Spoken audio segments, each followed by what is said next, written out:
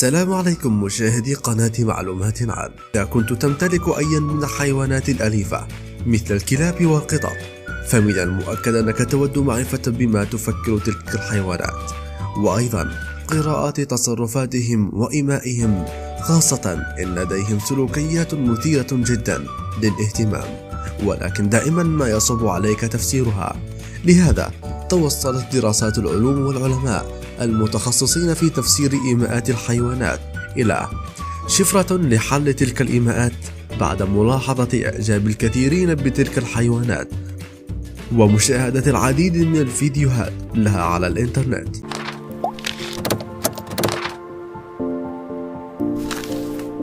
عشر طرق لفهم ما يقوله حيوانك الأليف. الكلب. 1. رفع إحدى ساقيه إلى الأمام.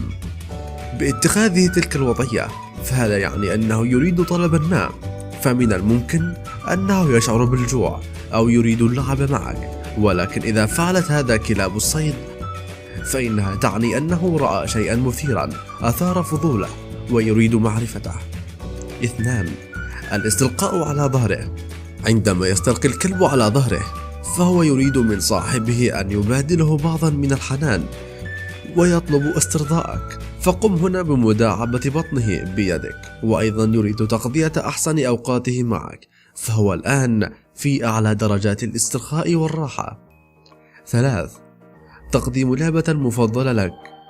عادة ما يقوم القليل من الكلاب بهذا السلوك، فإذا قام كلبك بتقديم لعبته المفضلة إليك فهذا لا يعني أنه يريد اللعب معك، بل يريدك أن تهتم بألعابه وتقوم بعنايتها وحفظها وأيضا إخفائها من كل شيء غريب.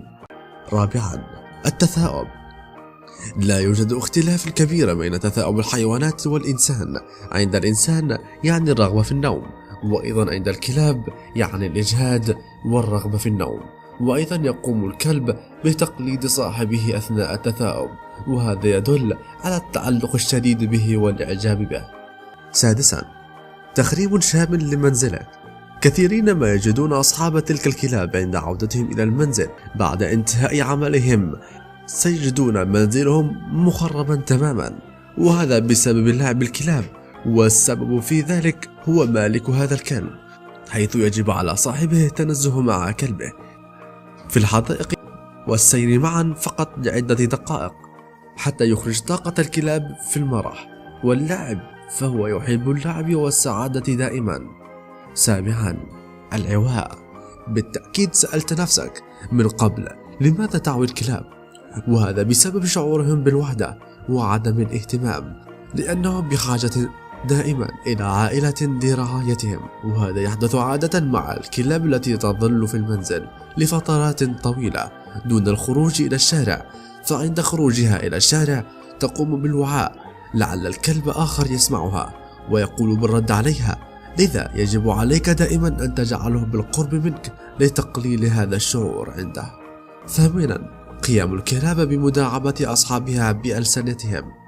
هناك بعض الأشخاص يحبون هذا السلوك لكونه سببا في إدهاشهم وقربهم من جروهم الخاص، والبعض الآخر يتجنب حدوث هذا السلوك، ودائما ما يرسل هذا السلوك إشارة للمودة وكأنه واحد من عائلته، ويجب احترامه بغض النظر عن رائحته الكريهة. 9. حراسة منزلك. هل سمعت يوما ما بقيام كلبك بالنباح عند طرق إحدى باب منزلك أو مشاهدته لأي شخص يقوم بالسير بجوار منزلك؟ حسنا، هذا سيكون مفيدا جدا، لأنه في هذه الحالة يقوم بحراسة منزلك ويعتبرك واحدا من عائلته، وهذه تبدو علامة رائعة للمودة بينكم. 10. إمالة الرأس على إحدى جانبين. هل قمت من قبل إعطاء أمر ما لكلبك المفضل وقام بإمالة رأسه على إحدى الجانبين؟ أظن أن الإجابة ستكون نعم.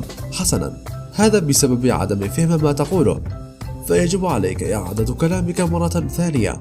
وذكرت إحدى الدراسات أن الكلاب العادية تستطيع تعلم وفهم 165 كلمة، بينما الكلاب الذكية تستطيع تعلم وفهم أكثر من 250 كلمة، فإذا كنت تمتلك كلبا فالآن قد عرفت أنه ذكي. الآن مشاهدين الكرام، ادعمونا بلايك للفيديو وقم بالضغط على زر الاشتراك.